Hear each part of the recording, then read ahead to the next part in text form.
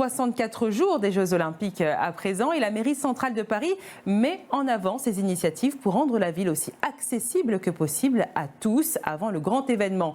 L'adjointe à l'accessibilité et au handicap de la mairie, Lamia El Harraj, a assuré au micro de 20 minutes TV que Paris est en plein changement de paradigme sur le sujet de l'accessibilité pour tous et priorise désormais dans sa démarche bâtimentaire. On l'écoute.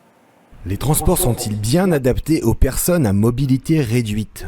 À la gare d'Orsay, dans l'Essonne, nous avons suivi Pierrick Courillot, le président de Handicap, République et Société. Et pour lui, le compte n'y est pas. On a effectivement des gares qui sont sur le papier accessibles, mais on se retrouve avec des valideurs pour valider les titres Navigo qui sont absolument pas à hauteur de fauteuil. Ils sont plus ou moins pratiques. Là, ça va encore à peu près.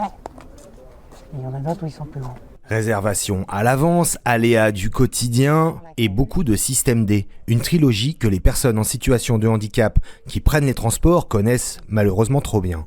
Le process, comme je l'ai indiqué tout à l'heure, c'est de se rendre donc dans chacune des gares RATP au guichet pour indiquer notre destination d'arrivée. Un agent va gentiment vérifier si les ascenseurs de la gare d'arrivée fonctionnent.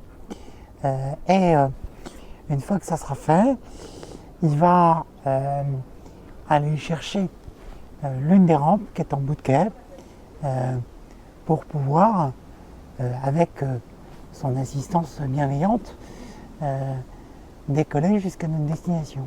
Typiquement, si en zone RATP, on a la capacité effectivement de partir comme on nous semble, dès qu'on est en zone SNCF, c'est beaucoup plus compliqué. Pierrick est par ailleurs le premier client de l'entreprise Dom & Vie, fondée il y a 12 ans. Leur objectif, équiper les domiciles des particuliers et les établissements recevant du public pour les rendre accessibles à tous. Les commerçants en fait, ne savent pas quel type d'équipement existe, alors qu'on a toute une gamme d'équipements en fonction du handicap, en fonction de la structure aussi technique du lieu de vie. Derrière, les gens ne savent pas en fait. Et donc on est là aussi pour leur conseiller les bons équipements et les rassurer à ce niveau-là. À moins de 100 jours de la cérémonie d'inauguration des Jeux paralympiques, la région Île-de-France met tout en œuvre pour rendre les Jeux 100% inclusifs. Mais le retard accumulé en matière d'infrastructure est si important que le chemin paraît encore un peu long. La ligne